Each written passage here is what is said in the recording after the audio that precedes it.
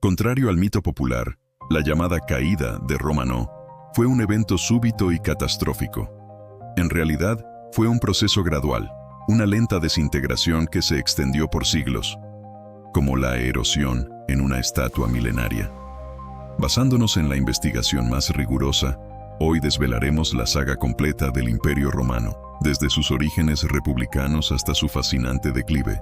Aunque la majestuosa introducción de nuestra epopeya nos sumergió en la vasta perspectiva de la desintegración romana, es fundamental que, para comprender verdaderamente ese dilatado epílogo, regresemos al principio absoluto, al momento fundacional donde apenas existía una colección de cabañas sobre un puñado de colinas. ¿Cómo pudo una entidad tan insignificante, un mero punto en el mapa del Lacio, no solo sobrevivir, sino proyectar una sombra inmensa sobre milenios de historia? A menudo, la historia de Roma comienza con el resonante eco de una leyenda. La de Rómulo y Remo, amamantados por una loba, un relato impregnado de sangre fraterna y un destino sellado por los dioses. Pero, si despojamos la narrativa del oropel mítico, la realidad histórica que emergió de esa tierra fue aún más extraordinaria. La verdad es que Roma no brotó de la tierra armada y gloriosa. Nació de la confluencia de fuerzas geopolíticas, de la necesidad y de una persistencia que desafía la imaginación. No era el crisol de civilización que conocemos, era una península fragmentada, un tapiz de pequeñas comunidades tribales, cada una luchando por su parcela de tierra fértil o su acceso al vital comercio fluvial. En el corazón de esta dinámica, un punto estratégico se alzaba sobre las orillas del río Tíber, un conjunto de 7 colinas modestas, pero con una ventaja innegable. Eran defendibles, controlaban un vado crucial para el ganado y el comercio de la sal, la Vía Salaria, y ofrecían tierras aptas para el cultivo en las llanuras circundantes. No fue la loba, sino la geografía y la tenacidad de sus primeros habitantes lo que gestó los primeros latidos de lo que sería Roma. Estas colinas, como el Palatino, el Capitolio o el Aventino, se convirtieron en el refugio de pastores y agricultores latinos, quienes, gradualmente, comenzaron a coalescer. Sus asentamientos, inicialmente dispersos, no eran ciudades en el sentido sofisticado de Etruria o Grecia, sino aglomeraciones de chozas de adobe y paja, un mosaico de vida rural elemental. Pero en su aislamiento, en su aparente insignificancia, se cocinaba el germen de una identidad particular. Al norte, los etruscos, una civilización misteriosa y avanzada, con su propia lengua, arte y una sofisticada organización urbana y militar. Al sur, las colonias griegas, que introdujeron el pensamiento helénico, la filosofía y el comercio a gran escala. Roma, pues, fue desde sus albores un punto de fusión, un crisol donde las influencias de Etruria y Grecia se encontraron con la robustez y pragmatismo latino. Esta amalgama inicial fue, si se quiere, el primer acto de sincretismo cultural que definiría a Roma a lo largo de su existencia. La transición de meros asentamientos a una entidad política cohesionada fue un proceso prolongado y a menudo violento. Las tradiciones romanas posteriores hablan de un periodo de monarquía, una secuencia de 7 reyes, comenzando con el legendario Rómulo y culminando con Tarquinio el Soberbio. Si bien las figuras exactas de algunos de estos monarcas pueden estar envueltas en la niebla de la leyenda, lo que sí sabemos es que durante este periodo regio, Roma experimentó una transformación significativa. Ellos fueron los que introdujeron técnicas de ingeniería avanzadas, como la construcción de arcos y la gestión de aguas, evidenciadas en la Cloaca Máxima, un sistema de alcantarillado que canalizaba los desechos urbanos y drenaba las tierras bajas, permitiendo la creación del Foro Romano, el corazón político y social de la futura ciudad. Bajo su influencia, Roma pasó de ser un conjunto de aldeas a una verdadera ciudad-estado, con templos, murallas y una incipiente organización cívica. Los reyes etruscos, como Tarquinio Prisco o Servio Tulio, a pesar de su condición de extranjeros, fueron catalizadores de un desarrollo urbanístico y militar que sentaría las bases de la expansión futura de Roma. Piénsenlo como el moldeo inicial de una pieza de arcilla, un proceso rudo, a menudo caótico, pero absolutamente indispensable para dar forma a lo que vendría. Pero toda monarquía tiene sus límites, especialmente cuando el poder se vuelve tiránico. El incidente de Lucrecia, una noble romana violada por el hijo del rey, Sexto Tarquinio, se convirtió en el catalizador final. Entonces, la indignación fue tal que, bajo el liderazgo de figuras como Lucio Junio Bruto, el pueblo romano se sublevó. Este no fue un mero golpe palaciego, fue una revolución, un rechazo visceral a la figura del rey como encarnación de un poder absoluto. De Cristo no fue un evento aislado, fue el origen de una profunda aversión romana a la monarquía, un trauma histórico que modelaría su pensamiento político durante siglos, y que, la promesa fundacional de la República, fue la de un gobierno compartido, donde ningún hombre, por poderoso que fuera, pudiera concentrar en sus manos un poder ilimitado. Fue el nacimiento de una visión que, aunque idealista, cimentaría una de las estructuras políticas más duraderas de la historia. Con la monarquía desterrada, Roma se embarcó en uno de los experimentos políticos más audaces de la antigüedad, la República. Esta no fue una creación instantánea, sino el resultado de un proceso de evolución constante y a menudo conflictivo. En lugar de un solo rey, se establecieron 2 cónsules, elegidos anualmente, que ostentaban el poder ejecutivo y militar. Este sistema bicéfalo tenía un propósito claro: evitar la concentración de poder y fomentar la rendición de cuentas. Un cónsul podía vetar las decisiones del otro, una salvaguarda esencial contra la tiranía. Pero los cónsules no gobernaban solos. Su poder estaba atemperado por el Senado, un cuerpo consultivo compuesto por ancianos patricios, cuyo prestigio y experiencia les otorgaban una autoridad moral casi inquebrantable, la famosa auctoritas. Y luego estaban las asambleas populares, como la Comitia Centuriata y la Comitia Tributa, donde los ciudadanos, en teoría, votaban leyes y elegían magistrados. Era un sistema complejo, una red intrincada de pesos y contrapesos que, en su diseño original, buscaba prevenir el resurgimiento de la autocracia. Desde sus inicios, estuvo marcada por un profundo conflicto interno, la lucha de los órdenes. Roma estaba rígidamente dividida entre los patricios, una élite aristocrática que reclamaba descendencia de los fundadores de la ciudad y monopolizaba el sacerdocio y la mayoría de los cargos políticos, y los plebeyos, la vasta mayoría de la población que incluía desde campesinos hasta artesanos y comerciantes quienes carecían de derechos políticos plenos y sufrían por deudas y abusos de poder. Esta no era una disputa menor, era una tensión estructural que amenazaba con desgarrar la joven república desde dentro. Los plebeyos, hartos de su exclusión y explotación, no recurrieron a la violencia abierta de inmediato, sino a una táctica innovadora y poderosa: la secesión. En varias ocasiones, se retiraron en masa al Monte Aventino o al Monte Sacro, negándose a participar en la vida cívica o militar, paralizando efectivamente la ciudad. Imaginen un imperio en ciernes donde la mano de obra, los soldados, la espina dorsal económica, simplemente se niega a cooperar. La secesión plebeya fue una demostración de poder que obligó a los patricios a ceder. Estos magistrados, inviolables por ley y elegidos por los propios plebeyos, tenían el poder de vetar cualquier ley o acto de un magistrado que consideraran perjudicial para la plebe. Era un mecanismo extraordinario de defensa, una válvula de escape democrática dentro de una estructura oligárquica. Pero los tribunos no fueron el único logro. Los plebeyos también exigieron la codificación de las leyes, para que no pudieran ser manipuladas por la arbitrariedad patricia. El resultado fueron las leyes de las 12 tablas, inscritas en bronce y expuestas en el foro alrededor del 450 a.C. Fue un paso monumental hacia la igualdad ante la ley, un pilar fundamental del derecho romano y un legado que perduraría a través de los siglos. Estas leyes no solo regulaban la vida cívica, sino que también establecían principios de justicia y propiedad, que serían copiados y adaptados por innumerables civilizaciones futuras. La lucha continuaría durante casi 2 siglos, con los plebeyos obteniendo gradualmente el derecho a ocupar la mayoría de las magistraturas, incluyendo el consulado, y a casarse con patricios, disolviendo las barreras que los separaban. Al final, la distinción entre patricios y plebeyos se diluyó.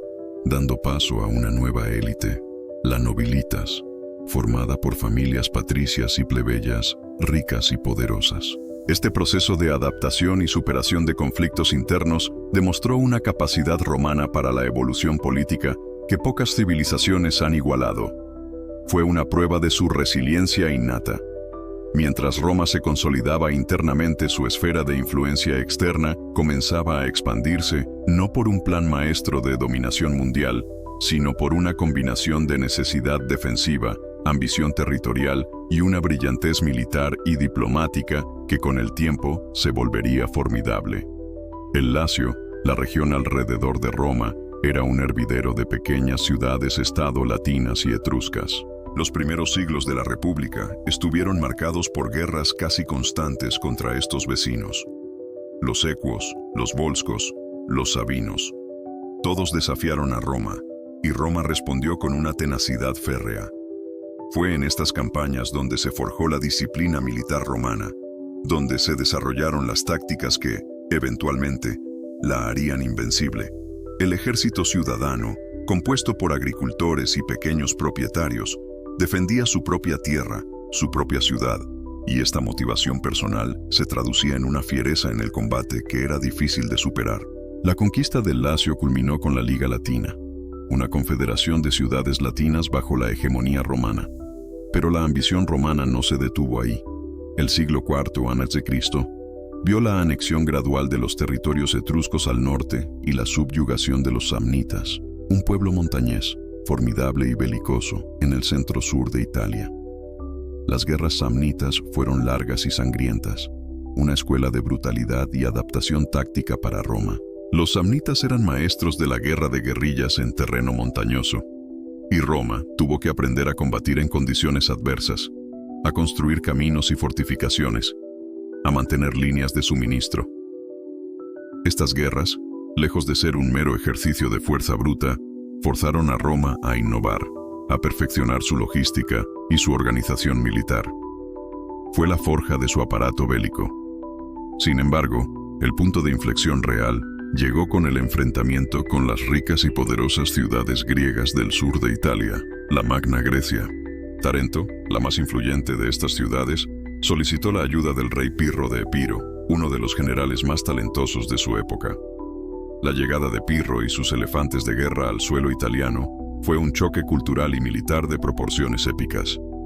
Las famosas victorias pírricas, victorias obtenidas a un costo tan alto que equivalían a una derrota, ilustran la brutalidad de estos conflictos. Pirro ganó batallas, pero no podía permitirse el lujo de las bajas que sufría. Roma, con su vasto pool de ciudadanos y aliados, sí. La persistencia romana, su capacidad para absorber derrotas y reconstruir sus fuerzas, finalmente agotó a Pirro, que se retiró de Italia en el 275 a.C., dejando a Roma como la potencia indiscutible de la península. Piénsenlo como un experimento de resistencia. Pirro era un rayo, deslumbrante y poderoso, pero Roma era el granito, lenta pero inquebrantable, capaz de soportar embates repetidos hasta que la fuerza del adversario se disipara.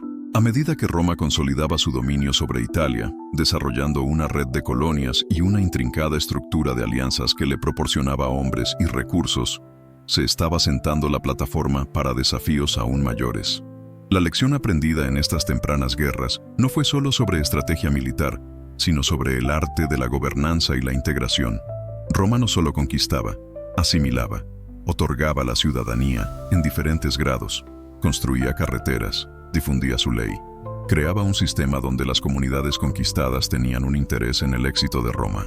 No era un dominio imperialista puro, sino una red de interdependencia donde la loyalty, aunque inicialmente forzada, podía cultivarse con el tiempo.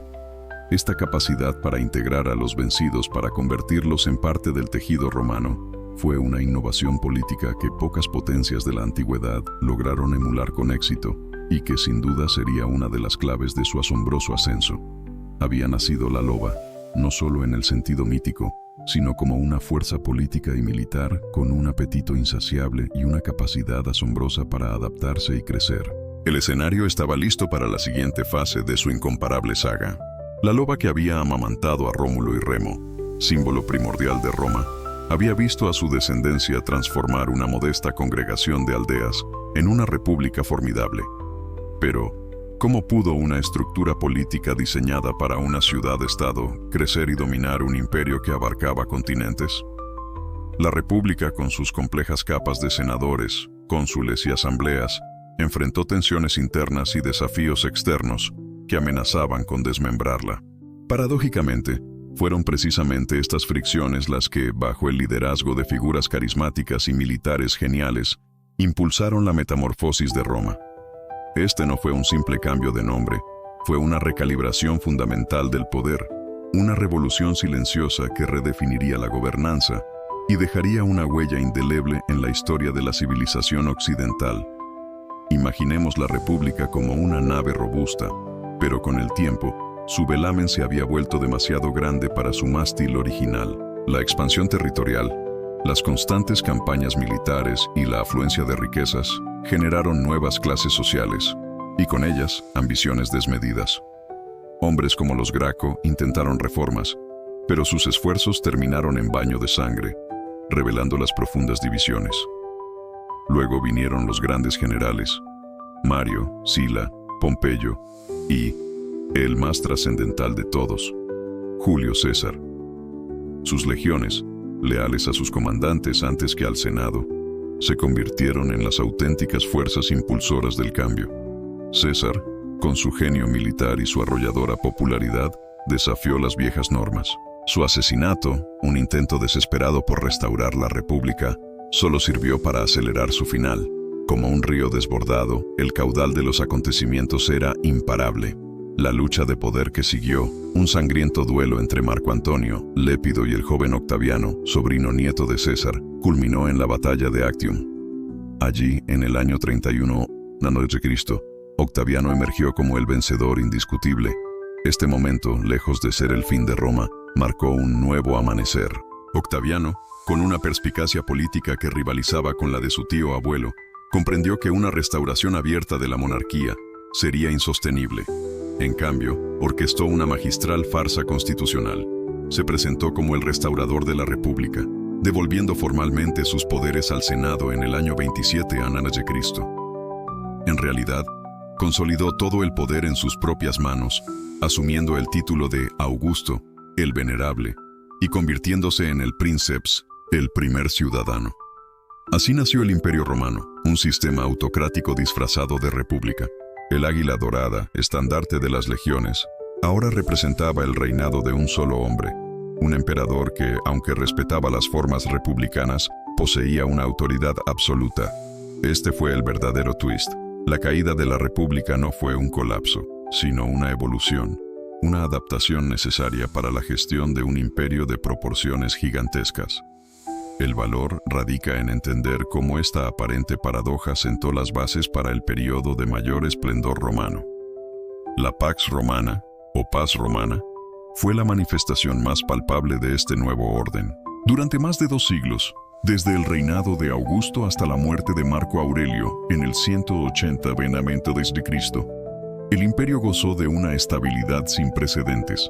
Esta paz no era una ausencia de conflicto, sino una supremacía romana tan aplastante que desalentaba cualquier desafío interno o externo significativo. Las legiones, ahora herramientas del emperador, aseguraban las fronteras y sofocaban revueltas. El comercio floreció, las ciudades crecieron y una infraestructura asombrosa se extendió por todo el vasto territorio. Pensemos en ella como una enorme red neuronal que conectaba Britania con Siria, el Rin con el Nilo. Un sistema complejo que no solo mantenía el orden, sino que también estimulaba un intercambio cultural y económico sin parangón en la historia antigua. Los emperadores de este periodo dorado fueron figuras fundamentales. Augusto, el arquitecto del sistema, estableció las bases de la administración imperial, creando una burocracia eficiente y un ejército profesionalizado. Tiberio, Calígula, Claudio y Nerón, los miembros de la dinastía Julio-Claudia, mantuvieron la maquinaria en marcha, con variados grados de éxito y desenfreno. Pero fueron los 5 buenos emperadores, Nerva, Trajano, Adriano, Antonino Pío y Marco Aurelio, quienes llevaron el imperio a su cenit.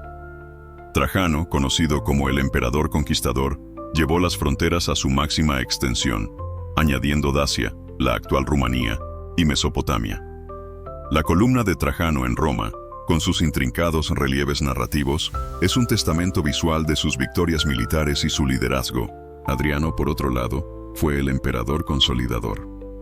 Comprendiendo la dificultad de mantener conquistas excesivas, priorizó la defensa y la integración.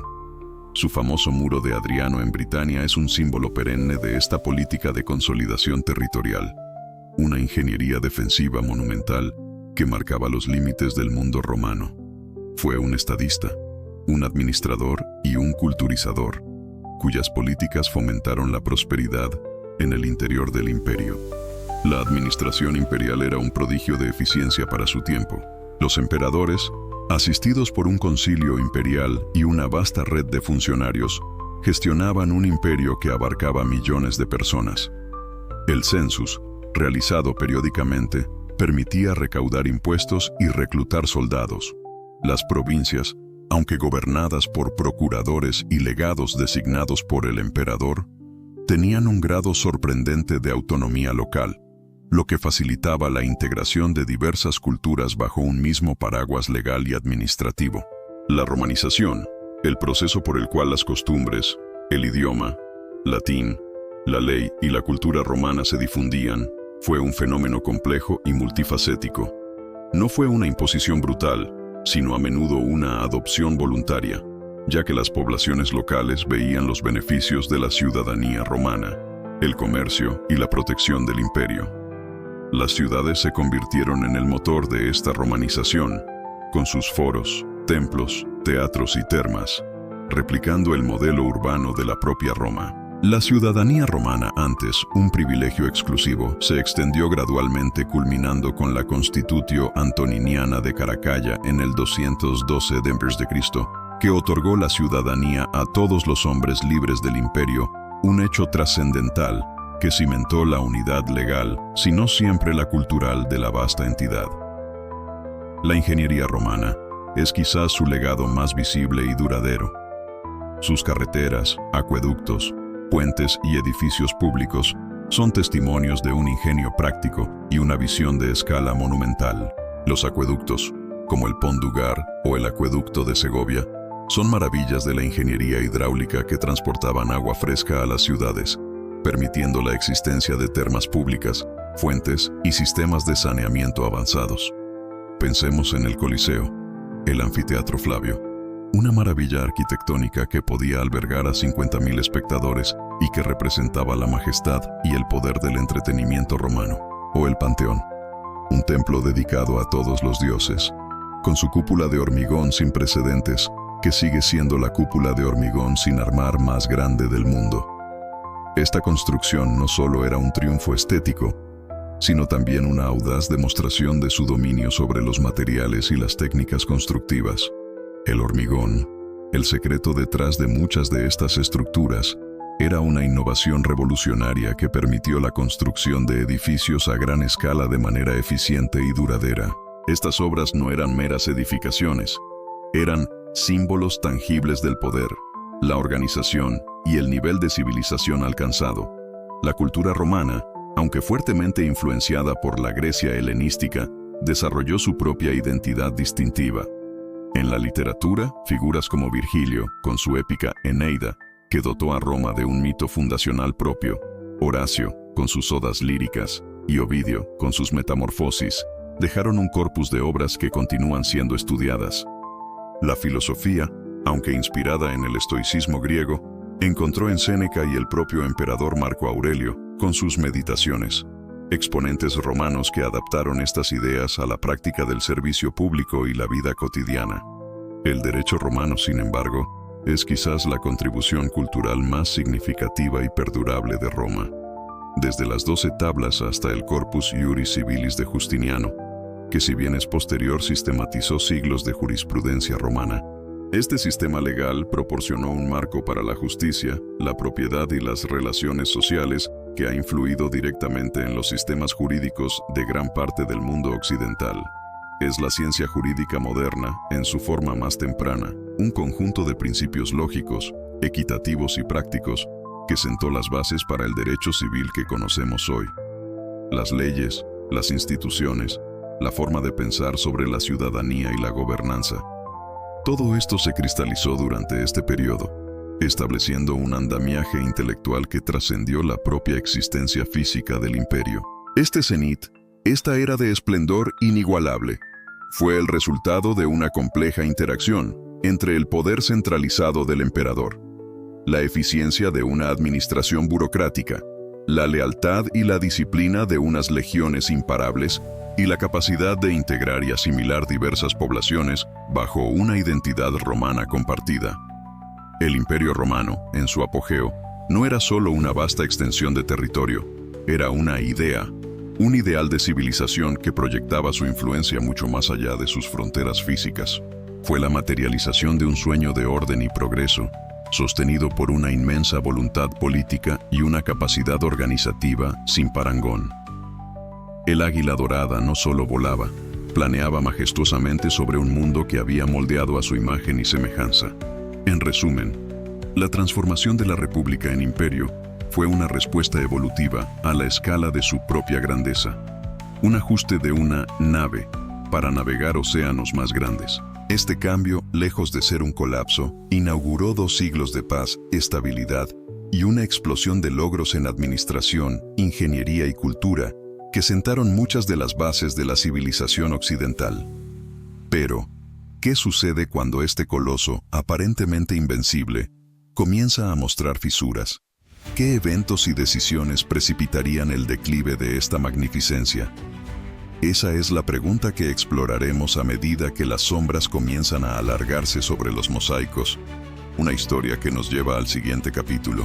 Cuando el águila dorada alcanzaba su cenit irradiando el esplendor de una civilización que parecía invencible, pocos podían prever que, como en un majestuoso mosaico, las grietas comenzarían a aparecer primero sutiles, luego cada vez más evidentes, hasta fragmentar la gloriosa imagen.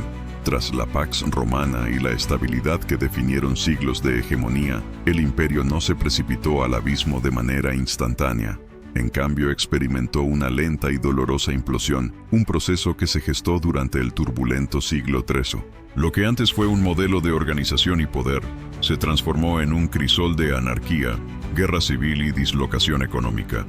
El periodo, que se extiende aproximadamente desde el año 235 d.C.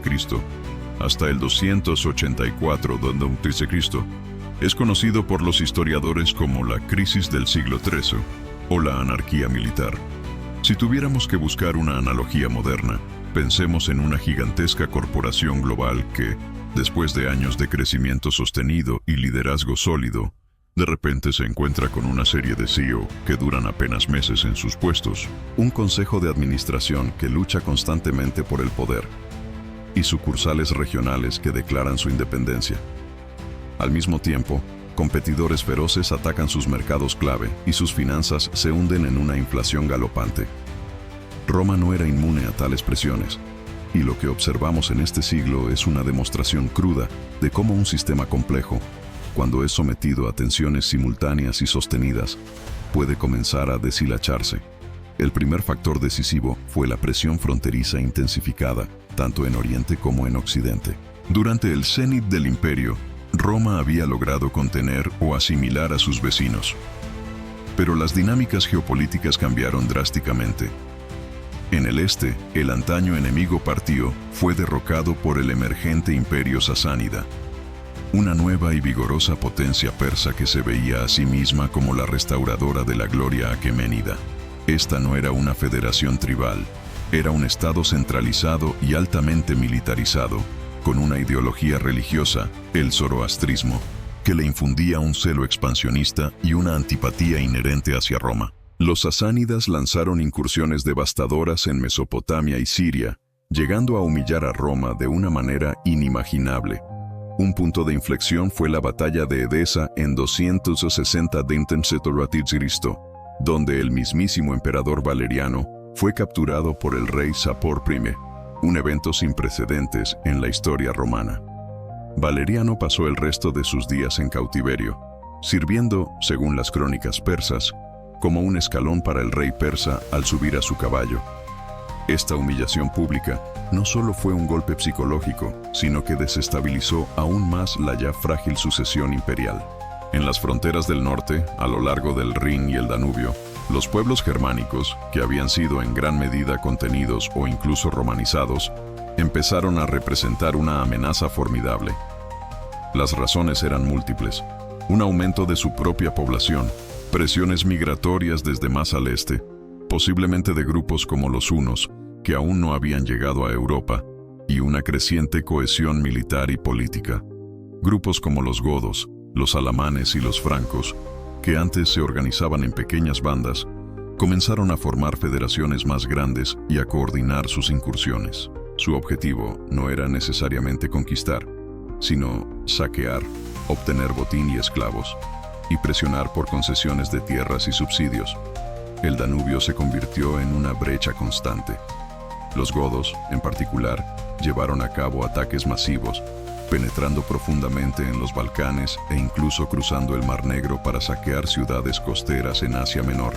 En 251 d.C., en la batalla de Abritus, el emperador Decio fue asesinado en combate contra los godos.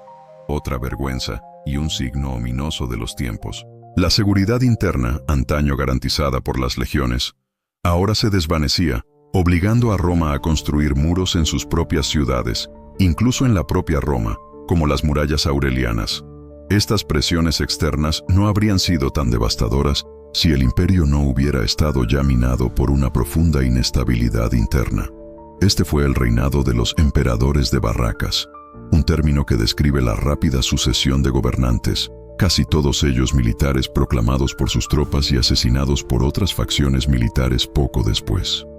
En solo 50 años, entre 235 y 284 de Cristo, Roma tuvo más de 20 emperadores legítimos, sin contar los numerosos usurpadores.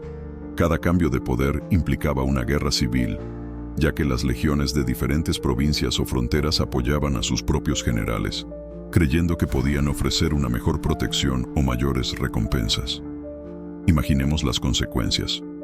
Los recursos, que deberían haberse dirigido a fortificar las fronteras o a reconstruir las infraestructuras, se desviaban una y otra vez para financiar estas luchas internas. Las legiones, en lugar de defender el limes, marchaban a través del corazón del imperio, devastando el campo, saqueando ciudades y reclutando forzosamente a hombres.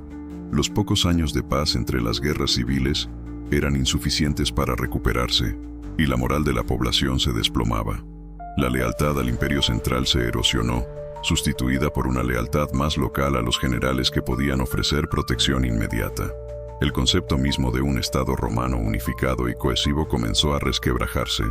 La economía también sufrió un golpe brutal. La guerra constante interrumpió el comercio.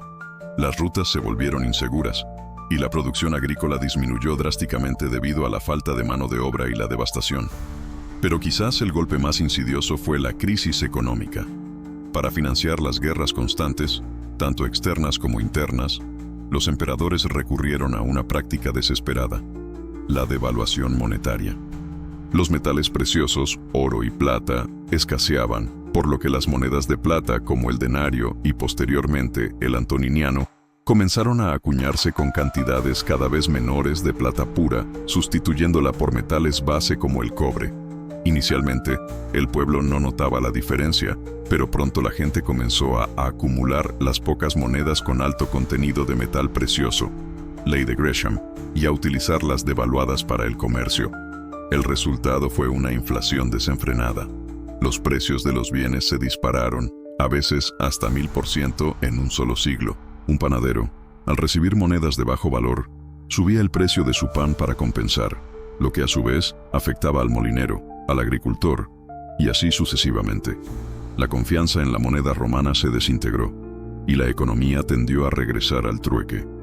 Los soldados, pagados con monedas devaluadas, exigían salarios más altos o, peor aún, se dedicaban al pillaje para compensar, perpetuando el ciclo de violencia y empobrecimiento. Esta devaluación no solo fue un síntoma, fue un catalizador que aceleró el declive. La burocracia imperial, que dependía de un sistema monetario estable para recaudar impuestos y pagar a sus funcionarios, se volvió ineficaz. La suma de estas catástrofes llevó a una fractura geográfica sin precedentes, con Roma incapaz de proyectar su poder de manera efectiva sobre todas sus vastas provincias. Surgieron poderes regionales que se declararon independientes, al menos de facto. El más notable fue el Imperio Galo, que se estableció en 260 v.C. bajo Póstumo, abarcando Britania, Galia y la Hispania. Aunque sus líderes a menudo se veían a sí mismos como emperadores romanos, que defendían los principios romanos, operaban de manera autónoma, acuñando sus propias monedas y nombrando a sus propios cónsules. Al mismo tiempo, en el este, la ciudad de Palmira, bajo la carismática reina Zenobia, se erigió como un reino poderoso, desafiando directamente a Roma. Zenobia, una figura de inteligencia y ambición extraordinarias, conquistó gran parte de Siria, Egipto y Anatolia, proyectándose como la protectora del Oriente romano contra los persas. Durante un tiempo, Roma existió como un mero rectángulo en medio de estos reinos disidentes. Fue la genialidad y la determinación de dos emperadores, Diocleciano y Constantino, quienes lograron sacar al imperio de este abismo. Su respuesta a la crisis fue radical y transformadora, pero también sentaría las bases para la eventual división permanente del imperio. Diocleciano, un hombre de origen humilde que ascendió a través de las filas militares, ascendió al poder en 284 d.C. Su visión era clara. El imperio era demasiado grande y complejo para ser gobernado por un solo hombre en un periodo de crisis constante.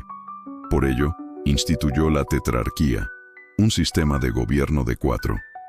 Dividió el imperio en 2 mitades, Occidente y Oriente, cada una gobernada por un Augusto mayor, y cada Augusto tenía un César subalterno y sucesor designado. Estos Césares no solo eran herederos, sino que también administraban sus propias regiones y defendían sus propias fronteras. La idea era tener líderes presentes y activos en todos los frentes críticos. Milán se convirtió en la capital de Occidente y Nicomedia, en Asia Menor, en la del Oriente, relegando a Roma a un papel ceremonial. Este sistema, aunque autoritario y burocrático, trajo una estabilidad muy necesaria. Se centralizó el poder, se reforzó la defensa fronteriza, se realizaron reformas administrativas y fiscales profundas, y se intentó estabilizar la moneda y los precios con edictos draconianos, como el Edicto de Precios Máximos, que curiosamente fracasó. Diocleciano también cambió fundamentalmente la naturaleza del emperador, pasando de ser el primero entre iguales, princeps, a un gobernante divino y absoluto, dominus et deus, rodeado de pompa oriental, una manera de intentar restaurar la autoridad y el respeto perdido durante la anarquía militar. Los tetrarcas trabajaron en conjunto, coordinando esfuerzos militares y administrativos, y, por primera y única vez en la historia romana, 2 Augustos abdicaron voluntariamente en 305 d.C., permitiendo una transición de poder planeada. Sin embargo, la tetrarquía, diseñada para garantizar la estabilidad, contenía las semillas de su propia disolución. La idea de 2 centros de poder distintos para el Imperio Romano se había materializado, creando una división administrativa que con el tiempo se haría geográficamente más profunda y permanente. Tras la abdicación de Diocleciano y Maximiano, el sistema se rompió debido a las ambiciones personales y a la falta de lealtad entre los césares y augustos designados. La lucha por el poder se reanudó, culminando en otra serie de guerras civiles. Fue Constantino I quien finalmente emergió como el vencedor indiscutible de estas luchas dinásticas. Su victoria clave en la batalla del Puente Milvio en 312 d.C., bajo el símbolo cristiano del crismón, no solo le otorgó el control de Occidente, sino que también inició la transformación religiosa del imperio con el Edicto de Milán en 313 d.C., que legalizó el cristianismo. Constantino, consolidando su poder, reunificó temporalmente el imperio bajo un solo Augusto, pero al igual que Diocleciano, reconoció que Roma ya no era el centro ideal de un vasto imperio. Por ello fundó una nueva capital en el este, en la antigua ciudad griega de Bizancio, a la que llamó Constantinopla, la Nueva Roma. La elección de Constantinopla fue estratégica, una ubicación defendible, con acceso a las rutas comerciales y militares del Danubio y el Éufrates. Pero al crear una capital con su propio senado, sus propias estructuras administrativas y su propia aura imperial, Constantino selló de hecho la división imperial. Aunque se presentó como la capital del imperio entero, Constantinopla se convirtió en el corazón pulsante del Oriente. Si la tetrarquía había sido una división administrativa de conveniencia, la fundación de Constantinopla fue una declaración arquitectónica de la bifurcación del imperio en dos entidades distintas, con culturas y prioridades que, con el tiempo, divergirían significativamente. El siglo XIII, por tanto, no fue el fin, sino una dolorosa y crítica transición. Roma logró sobrevivir a la anarquía militar, pero el precio fue enorme. La naturaleza del imperio cambió fundamentalmente. Pasó de ser un imperio que se expandía y asimilaba, a uno que se contraía y se atrincheraba, volviéndose más autoritario, más militarizado y, crucialmente, dividido en su propia concepción geográfica y administrativa. La fragilidad de sus fronteras, la inestabilidad de su gobierno y la devastación de su economía crearon cicatrices profundas, y la partición administrativa sentó las bases para una dualidad que eventualmente se convertiría en una separación definitiva. El mosaico se había agrietado, y aunque se intentó repararlo, las líneas de fractura ya eran demasiado evidentes. Las sombras se habían cernido sobre el imperio, transformando su esencia. La gran pregunta que ahora debemos formular es: ¿pudieron estas reformas, esta nueva forma de ser imperio, contener el siguiente embate? ¿O eran las fuerzas desintegradoras ya demasiado poderosas, preparando el escenario para la desintegración final de Occidente, mientras que su gemelo oriental se encaminaba hacia un destino muy diferente? La respuesta yace en la comprensión de cómo estas nuevas estructuras intentaron, y en última instancia fallaron, en detener el avance de un mundo en cambio radical. Hemos navegado por los orígenes humildes de Roma, presenciado su ascenso majestuoso hasta el cénit del imperio, y finalmente, observado las primeras grietas que fragmentaron su gloria. Ahora, el crepúsculo se cierne. Si la división del imperio marcó una herida profunda, los siglos siguientes fueron una hemorragia lenta y agónica para Occidente. Contrario a la imagen de un colapso súbito y espectacular, como el derrumbe de un edificio, la desintegración del Imperio Romano de Occidente fue un proceso prolongado, una lenta asfixia bajo el peso de siglos de presiones acumuladas, internas y externas. Piénsenlo como una enfermedad terminal que se agudiza por múltiples complicaciones simultáneas. Como una estructura tan colosal que había moldeado el mundo conocido, se deshizo de forma tan dolorosa y extendida. Hoy desentrañaremos ese último y prolongado suspiro, examinando la intrincada red de factores que llevó a que el Imperio Occidental simplemente dejara de ser. El siglo V no fue un telón que cayó de repente, sino una nebulosa de eventos que se entrelazaron, tejiendo la mortaja de una civilización. Las invasiones bárbaras, la inestabilidad política rampante y las profundas transformaciones socioeconómicas no fueron fuerzas aisladas, sino un trío mortal que desmanteló la maquinaria imperial ladrillo a ladrillo. Primero, las invasiones bárbaras. El término invasión a menudo evoca imágenes de hordas salvajes irrumpiendo sin razón, pero la realidad es mucho más compleja y matizada. La presión sobre las fronteras romanas no fue un fenómeno repentino, sino una escalada de siglos, intensificada por factores que iban mucho más allá de la ambición bárbara. Los hunos, un pueblo nómada proveniente de las estepas asiáticas, desempeñaron un papel crucial. Su brutal expansión hacia el oeste actuó como una onda de choque empujando a otros pueblos germánicos como los godos, vándalos, suevos y alanos hacia las fronteras romanas, buscando refugio, o en muchos casos simplemente tierras donde establecerse, lejos de la furia huna. Imagine el Danubio y el Rin como diques que, durante siglos, habían contenido las aguas. Ahora, la presión interna de las masas de agua, los pueblos germánicos y la fuerza exterior del huracán, los hunos, amenazaban con romperlos, y se rompieron. La batalla de Adrianópolis en 368 d.C. es un punto de inflexión fundamental, un eco ensordecedor de la decadencia militar romana. Los visigodos, liderados por Fritigerno, buscando asilo dentro del imperio debido a la presión huna, Fueron maltratados y explotados por los funcionarios romanos. Su desesperación se convirtió en ira, y su ira en una rebelión devastadora. El emperador Valente, subestimando la fuerza gótica, los enfrentó en Adrianópolis y sufrió una derrota catastrófica. Él mismo murió en combate, un suceso casi sin precedentes. Esta batalla no solo diezmó legiones enteras y costó la vida a un emperador, sino que también demostró que las fuerzas romanas ya no eran invencibles, y que los bárbaros podían de hecho derrotar al ejército imperial en campo abierto. Fue un golpe psicológico que reverberó por todo el imperio. Tras Adrianópolis, la presencia bárbara dentro de las fronteras romanas se hizo permanente. Los visigodos, ahora sin un hogar claro y bajo el liderazgo de Alarico, deambularon por los Balcanes e Italia, saqueando y exigiendo tributo.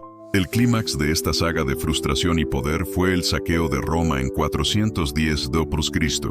Imaginen la eterna ciudad, la capital simbólica del mundo que no había sido violada por un enemigo extranjero en casi 8 siglos, fue tomada y saqueada.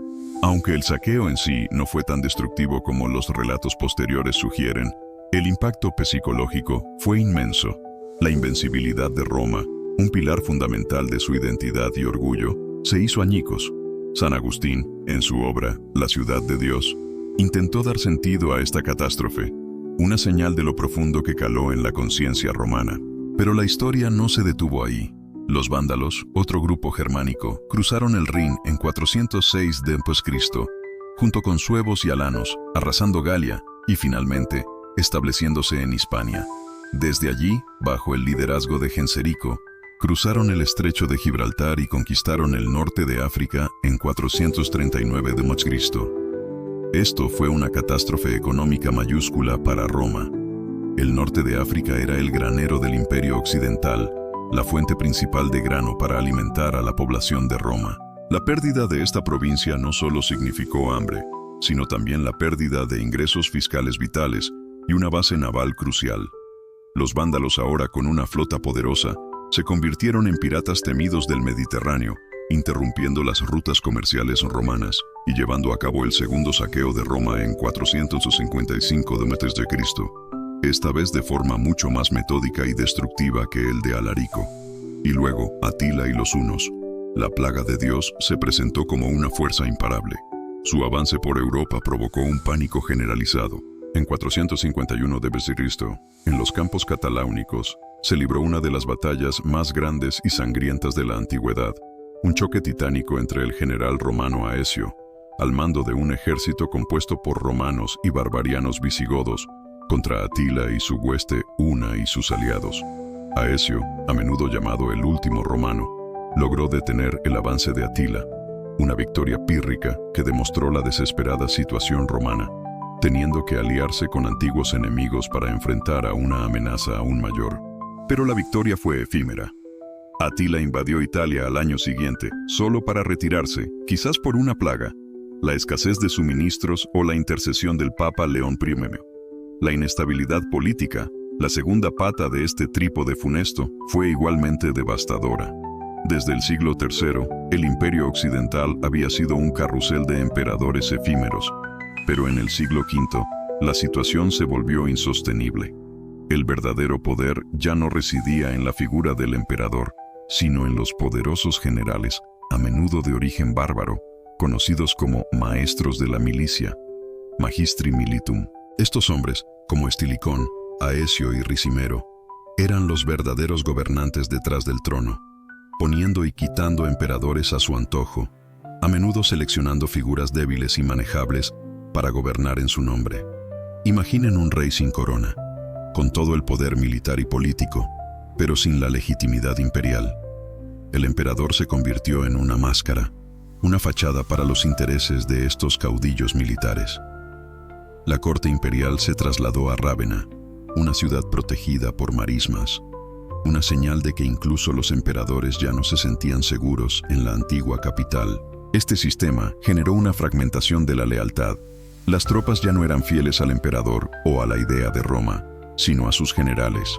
La lealtad se personalizó, se volvió tribal en muchos casos, socavando cualquier intento de política unificada o de resistencia coherente frente a las amenazas externas. Cada general perseguía sus propios intereses, a menudo luchando entre sí por el control, lo que debilitaba aún más las defensas del imperio y drenaba sus ya escasos recursos. La vida política se convirtió en una lucha constante por la supervivencia, donde los asesinatos, las conspiraciones y los golpes de Estado eran la norma, no la excepción. En un lapso de 21 años, entre 455 y 476, 9 emperadores se sentaron en el trono de Occidente. Una rotación vertiginosa que solo ilustra la profundidad de la crisis de liderazgo. Finalmente, los cambios socioeconómicos actuaron como el cáncer que carcomía las entrañas del imperio. La economía romana de Occidente estaba en una espiral descendente irreversible. La pérdida de provincias ricas como el norte de África no solo cortó el suministro de grano, sino también los ingresos fiscales cruciales. El comercio se contrajo drásticamente debido a la inestabilidad y la piratería vandálica en el Mediterráneo. Las ciudades, antaño vibrantes centros de actividad, comenzaron a encogerse, sus poblaciones disminuyendo a medida que la gente buscaba refugio en el campo o simplemente huía de la violencia y la inseguridad. La inflación se disparó.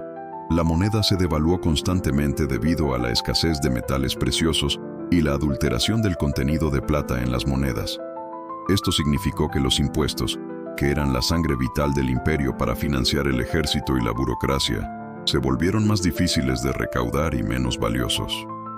La carga fiscal recaía desproporcionadamente en los campesinos y las clases bajas, muchos de los cuales abandonaron sus tierras y se convirtieron en colonos, semilibres atados a la tierra, un precursor del feudalismo medieval. Esta situación creó una brecha enorme entre ricos y pobres y un resentimiento gigantesco hacia el sistema imperial. La infraestructura, que había sido la envidia del mundo, comenzó a deteriorarse. Carreteras, acueductos y puentes cayeron en desuso o no fueron mantenidos, lo que dificultó el movimiento de tropas y el comercio, creando un círculo vicioso de declive. La aristocracia romana, ante la ineficacia del gobierno central, comenzó a atraer su poder hacia sus propias fincas fortificadas, creando economías locales autónomas y autodefensivas. Se desentendieron de los problemas del Estado, priorizando su propia seguridad y riqueza, lo que debilitó aún más la cohesión social y la capacidad del imperio para responder a las amenazas. La lealtad ya no era hacia Roma, sino hacia el señor local que podía ofrecer protección. El ejército, el pilar de la fuerza romana, se vio gravemente afectado por todo esto. La escasez de hombres y la falta de financiación llevaron a una dependencia cada vez mayor de mercenarios bárbaros, los foederati. Estos guerreros luchaban por dinero o tierras, no por lealtad a Roma.